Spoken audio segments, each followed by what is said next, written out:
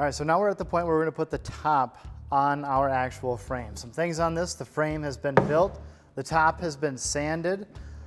I need to put it on now where it's gonna be flush, or at least have equal offset all the way around.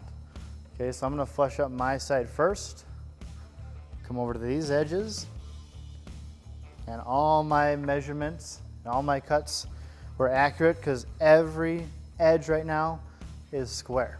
All right, to put the top on, I'm gonna need some tools to actually do that. And so I just wanna walk you through what I'm gonna need right now. First, I'm gonna need safety glasses, so make sure you've got your safety glasses on.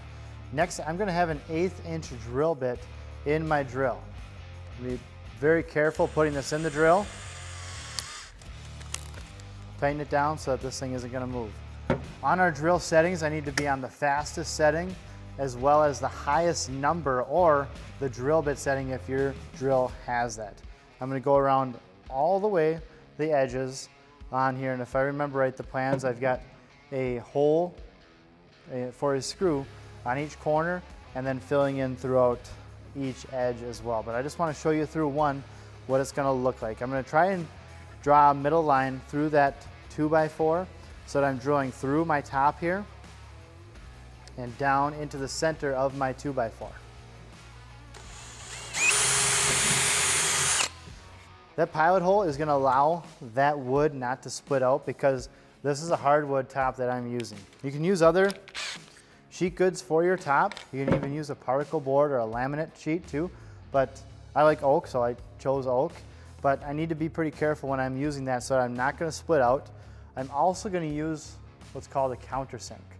Okay, this is just gonna open up the hole a little bit more so that when that screw goes in, the head of this screw doesn't split that wood, and it seats nicely into there so that that screw isn't sticking up when we play our bags game. All my drill settings can remain the same right here, and when I'm countersinking my hole right here, I'm gonna go by eye, but I wanna kind of visualize the cone of that screw, the head of that screw, and how deep I want that to penetrate in, which I just want it flush on the surface. Doesn't need to go down anymore. That's all the more it needs to be. I'm gonna take out my countersink, put in my drive bit, and if you got more than one drill, it makes it a lot easier. Just a little pro tip. Because now I need to go back to the settings on my drill, drop that down to the lowest speed, and here I'm gonna drop it even lower than I had it before. I'm gonna drop down to the 10 spot right there. When I'm actually driving my screws, I'm gonna make sure that this thing didn't shift at all, and I'm still flush all the way around.